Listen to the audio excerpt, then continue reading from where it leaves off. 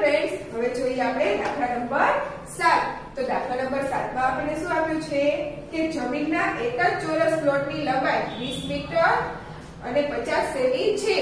આ પ્લોટની ચારે બાજુ ફરતી વાડ કરવાનો ખર્ચ 1 મીટરના ₹8 પ્રમાણે કેટલો થાય? તો આપણને શું આપ્યો છે લંબાઈ? તો કે લંબાઈ કીધી છે 20 ગુણ્યા 50 મીટર. આ કીધું છે ને. તો આપણને શું કીધું છે? એ પ્લોટની લંબાઈ આપી છે, આપણે ફરતે વાડા કરવો છે તો તેનો ખર્ચ કેટલો થાય એ આપણે શોધવાનો છે. તો તેના માટે આપણે વાડો લ્યો, આપણો પ્લોટ એરિયો એની પરિમિતિ શોધવી પડે ને.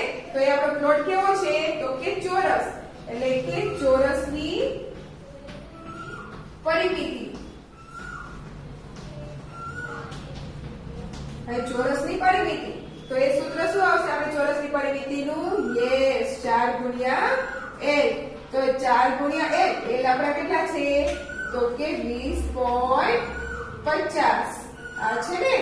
તો આપણે થોડી વારમાં આને શું કરીશું? પોઈન્ટને ધ્યાનમાં રાખીશું નહીં, એટલે કે 20.50 ગુણ્યા 4.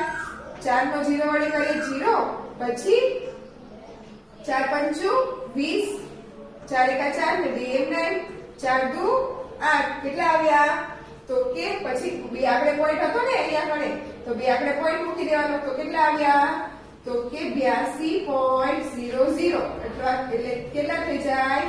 82. આ શું મળી આપણને? તો કે આ મળી આપણને ચોરસની પરિમિતિ. કેટલી મળી? 82 મીટર. હવે આપણે શું શોધવાનું છે? તો કે 1 મીટરના 8 રૂપિયા. તો 82 મીટરના કેટલા રૂપિયા? તો ચલો મીટર અને ખર્ચ. તો મીટર કેટલા કીધા છે? તો કે 1 મીટરનો 8 રૂપિયા ખર્ચ હોય તો 82 મીટરના કેટલા રૂપિયા થશે?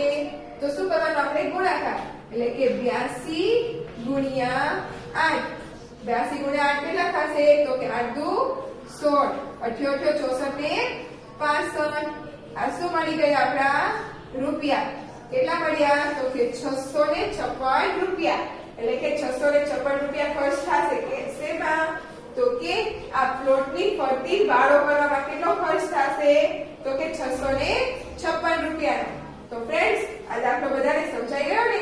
શું કર્યું? તો કે આપણને પ્લોટની લંબાઈ આપી હતી ને, તેના પરથી આપણે ફરતે વાડો કરવાનો શું શોધવાનો છે? ખર્ચ શોધવાનો છે ને. તો તેના માટે આપણે શું કર્યું? તો કે 4 ગુણ્યા l, એટલે કે ચોરસની પરિમિતિ શોધવી પડે ને. તો એની પરિમિતિ આપણને શું મળી ગઈ? તો કે 82 મીટર. પછી 1 મીટરનો ખર્ચ આપણે કીધો છે 8 રૂપિયા. તો 82 મીટરનો ખર્ચ કેટલો થાય? તો કે 82 ગુણ્યા 8, એટલે કે 656 રૂપિયા. તો ફ્રેન્ડ્સ, આ દાખલો બધાને સમજાઈ ગયો ને? તો ચાલો હવે જોઈએ આપણે દાખલા નંબર 8. હવે દાખલા નંબર 8 માં શું કીધું છે? જમીનના એક લંબચોરસ પ્લોટની લંબાઈ કેટલી કીધી છે? 24 મીટર અને 24 મીટર 25 સેમી અને પહોળાઈ 18 મીટર 25 સેમી. તો આ પ્લોટને ફરતે તાર કરવાનો ખર્ચ 1 મીટરના 12 રૂપિયા પ્રમાણે કેટલો થશે? તો આમાં આપણે શું શોધવાનું થશે? તો કે લંબચોરસ કીધો છે અને પ્લોટની લંબાઈ અને પહોળાઈ બંને આપી છે. આપણે શું શોધવાનું છે? તો કે આ પ્લોટ છે ને ફરતે તાર બાંધવાનો છે, એટલે કે તેની શું શોધવાની છે? આપણે પરિમિતિ શોધવાની છે. તો આપણે શું શોધીશું? તો કે લંબચોરસ છે આપણો પ્લોટ, એટલે કે લંબચોરસની પરિમિતિ. તો આપણે સૂત્ર લખીશું.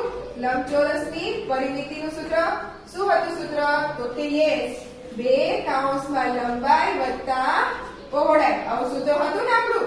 તો હવે આપણે લંબચોરસની પરિમિતિ, તો 2 ના લંબાઈ આપણને આપી છે. લંબાઈ કેટલી કીધી? 24 મીટર અને 25 સેમી. એટલે કે તેને કેવી રીતે લખાય? તો કે 24.25 અને વત્તા પહોળાઈ. તો પહોળાઈ કેટલી છે? તો 18 મીટર ને 25 સેમી, એટલે કે 18.25. હવે શું કરવાનું? આ બંનેનો સરવાળો. તો સરવાળો કરી લઈએ. શું છે? 24.25 અને વત્તા 18.25.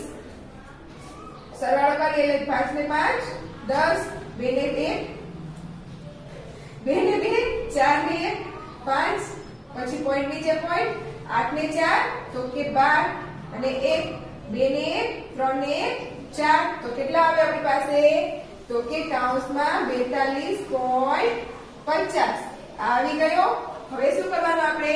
તો 42.50 ગુણ્યા 2 એટલે આનો ગુણાકાર કરવાનો છે. તો આપણે થોડી વાર માટે પોઈન્ટને ધ્યાનમાં રાખીશું નહીં. તો પોઈન્ટ કાઢી લઈએ.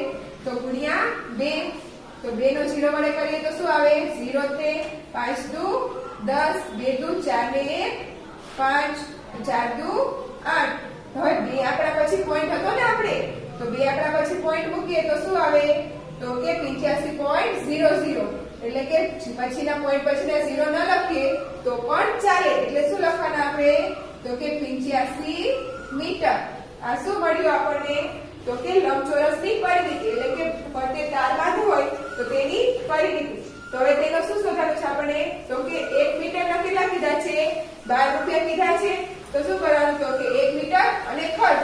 તો આપણને 1 મીટરના કીધા છે. તો 1 મીટરના જો 12 રૂપિયા હોય તો આપણે કેટલા મીટર થયું? તો કે 85 મીટર. તો 85 મીટરના કેટલા? તો શું કરવાનું? આ બધે ગુણાકારમાં લઈ જવાની એટલે કે 85 ગુણ્યા 12. બંનેનો ગુણાકાર કેટલો થશે? તો જો ન ફાવે તો કરી લેવાનો. જો એટલે શું થશે? બંનેનો ગુણાકાર 1020 રૂપિયા. આ શું થયો? તો કે આપણે જો તાર બાંધવો હોય પડતો તો ખર્ચ કેટલો થશે? તો કે 1020 રૂપિયાનો. તો ફ્રેન્ડ્સ હવે દાખલા નંબર જોઈએ 9. તો તેમાં શું કીધું છે? એક ત્રિકોણાકાર ખેતીની એક બાજુનું માપ 28 મીટર અને 25 સેમી છે. બીજી બાજુનું માપ 23 મીટર અને 75 સેમી છે. જો ખેતરની પરિમિતિ 78 મીટર 25 સેમી હોય તો ખેતરની ત્રીજી બાજુનું માપ શોધો. તો હવે આપણને ત્રિકોણાકાર ખેતી છે તો એક બાજુનું માપ કે બીજી બાજુનું માપ? બંનેનું માપ આપ્યું છે. આપણે શું શોધવાનું છે? તો કે ત્રીજી બાજુનું માપ. અને આપણને ત્રિકોણની પરિમિતિ પણ આપી દીધી છે. તો આપણે શું કરવાનું? તો કે ત્રિકોણની પરિમિતિનું સૂત્ર મૂકવાનું. કેમ કે આપણી ખેતરી હોય ત્રિકોણાકાર છે ને એટલે ત્રિકોણની પરિમિતિનું સૂત્ર મૂકવાનું. તો ત્રિકોણની પરિમિતિનું સૂત્ર શું હતું? તો કે ત્રણેય બાજુઓનો સરવાળો.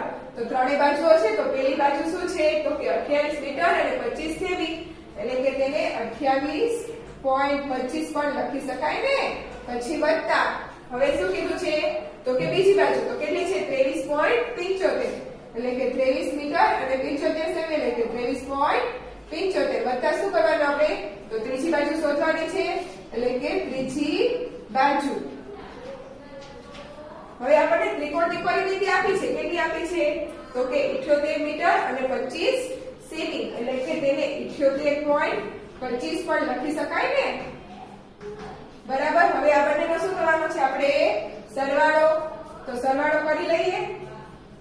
તો 28.25 અને 23.75 આ બંનેનો સરવાળો કરી 5 ને 5 10 7 ને 2 8 ને 9 9 ને 10 અને પોઈન્ટ નીચે પોઈન્ટ 8 ને 3 11 ને 12 અને 2 ને 2 4 ને 5 કેટલા આવ્યા? તો કે 52.00.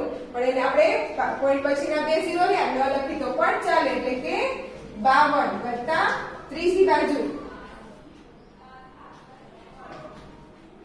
આ મળી ગયું. હવે આપણે શું કરવાનું છે? તો આપણે ત્રીજી બાજુ શોધવાની છે ને. તો તેના માટે થઈને આપણે ત્રીજી બાજુ બરાબર શું લખીશું?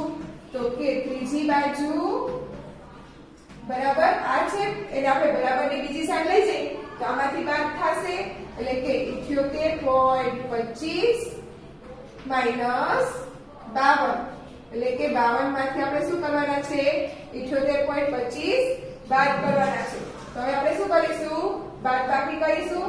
તો કે 78.25 પછી 52.00 શું કરવાના છે? બાદબાકી. તો 5 એમના એમનામ જ 2 પણ એમના એમનામ જ. શું આવશે? 8 માંથી 2 જાય તો 6 અને 7 માંથી 5 જાય તો 2 એટલે કે 26.25. આ શું મળી ગયું આપણને? ત્રીજી બાજુનું માપ. કેટલું મળ્યું? તો કે 26.25 એટલે તો લખવાનું. તેથી ત્રીજી બાજુનું માપ 26 મીટર અને 25 સેમી થાય. તો ફ્રેન્ડ્સ સમજાઈ ગયું ને બધાને? અને આ ખાલી આપણે આવા દાખલા તો આગળ શીખી ગયા હતા. આપણે પોઈન્ટ વાળા સરવાળા બાદબાકી આગળ શીખી ગયા ને એટલે તો હવે બધાને આવડતા જ હશે. આવડી ગયા છે ને બધાને? તો ચાલો હવે જોઈએ આપણે દાખલા નંબર 10. તેમાં શું કીધું છે કે કૃષિ 42 મીટર 50 સેમી લંબાઈના એક ચોરસ બગીચાની ફરતે ચાલી અને ભાવ્યા 52 મીટર અને 50 સેમી લંબાઈ અને 34 મીટર 50 સેમી પહોળાઈના બગીચાની ફરતે ચાલી. કોણ કેટલું વધારે ચાલી? તો આપણે શું કહેવાનું છે કે વૃષા વધારે ચાલી કે ભાવ્યા વધારે ચાલી એ આપણે કહેવાનું છે. તો સૌથી પહેલા આપણે વૃષાનું શોધી લઈએ. તો વૃષા છે તો વૃષાનું શું થશે? આપણે લંબચોરસની પરિમિતિ શોધવાની છે એટલે કે 4 ગુણ્યા l એટલે કે 4 ગુણ્યા l કેટલા છે આપણા? તો કે 42 મીટર અને 50 સેમી એટલે કે 42.50 એટલે બંનેનો શું કરવાનો આપણે? ગુણાકાર. તો શું થશે? તો થોડી વાર માટે પોઈન્ટ ધ્યાનમાં નહીં રાખવાનો અને ગુણ્યા 4. તો 0 5 20 4 દુ 8 ને 8 ને 2 તો કે 10 4 ચોકો 16 ને 17. તો પોઈન્ટ પછી કેટલા આંકડે પોઈન્ટ હતો? તો કે 2 આંકડે હતો એટલે તો અહીંયા એટલે 2 આંકડા નીકળી જાય તો શું આવશે? 170. આ શું મળ્યું? તો કે આ મળી વૃષા નહીં. વૃષા કેટલા મીટર ચાલી એ આપણને મળી ગયું. કેટલું મળ્યું? તો કે 170 મીટર. પછી કોનું છે હવે? ભવ્યાનું. તો ભવ્યાનું આપણે શું શોધવાનું છે? તો કે ભવ્યા રહી એ કેમાં ચાલી હતી? તો કે લંબચોરસની પરિમિતિ. લંબચોરસ બગીચામાં ચાલતી હતી ને તો આપણે શું શોધીશું? તો કે લંબચોરસની પરિમિતિ. તો લંબચોરસની પરિમિતિનું સૂત્ર શું હતું આપણી પાસે? તો કે 2 ગુણ્યા લંબાઈ વત્તા પહોળાઈ એવું સૂત્ર હતું ને. તો 2 એમનામાં જ લંબાઈ કેટલી છે? તો કે લંબાઈ આપણી છે 52.50 એટલે કે 52 મીટર અને 50 સેમી એટલે 52.50 અને બી કેટલા આપ્યા એટલે કે પહોળાઈ કેટલી આપી છે? તો કે 34 મીટર અને 50 સેમી એટલે કે 34.50. આ બંનેનો શું કરવાનો આપણે? સરવાળો કરવાનો. તો કેટલો થશે? તો કે 2 કૌંસમાં આ બંનેનો સરવાળો એટલે કે 52.50 અને 34.50 એટલે કે 0 5 ને 5 10 5 4 ને 2 6 ને 1 7 પોઈન્ટ નીચે પોઈન્ટ અને 5 ને 3 8 તો કેટલો થયો? 78 થયો. તો કેટલો થયો? 87 થયો. તો હવે 87 ગુણ્યા કેટલા કરવાના? 2. તો 7 દુ 14 એટલે 8 દુ 16 ને 17 એટલે કેટલા થયા? 174 મીટર. તો કેટલું ચાલી? તો ભાવ્યાએ કાપેલ વધારે અંતર. તો વધારે કોણ ચાલ્યું? તો કે ભાવ્યા ચાલી ને. તો આપણે શું શોધવાનું છે? તે કે કોણ કેટલું વધારે અંતર ચાલ્યું? તો ભાવ્યા એ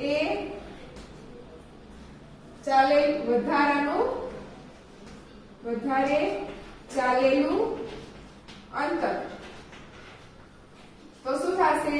174 માઈનસ 170 એટલે કે 4 મીટર. આ શું મળ્યું? તો કે ભાવ્યા આટલું વધારે ચાલ્યું એટલે કે તેથી ભાવ્યા 4 મીટર વધારે ચાલી. તો શું કર્યું આપણે? તો કે પહેલા વૃષાનો શોધી લીધું, પછી ભાવ્યાનો શોધ્યું. તો તેમાં વધારે કોનું હતું? તો કે ભાવ્યાનું એટલે કે ભાવ્યાએ વધારે ચાલેલું અંતર. તો 174 માઈનસ 170 એટલે કે 4 મીટર. તો 4 મીટર શું થયું? તો કે ભાવ્યા 4 મીટર વધારે ચાલી. તો ફ્રેન્ડ્સ આ દાખલાઓ બધાને સમજાઈ ગયા ને? તો હવે આ દાખલા બીજા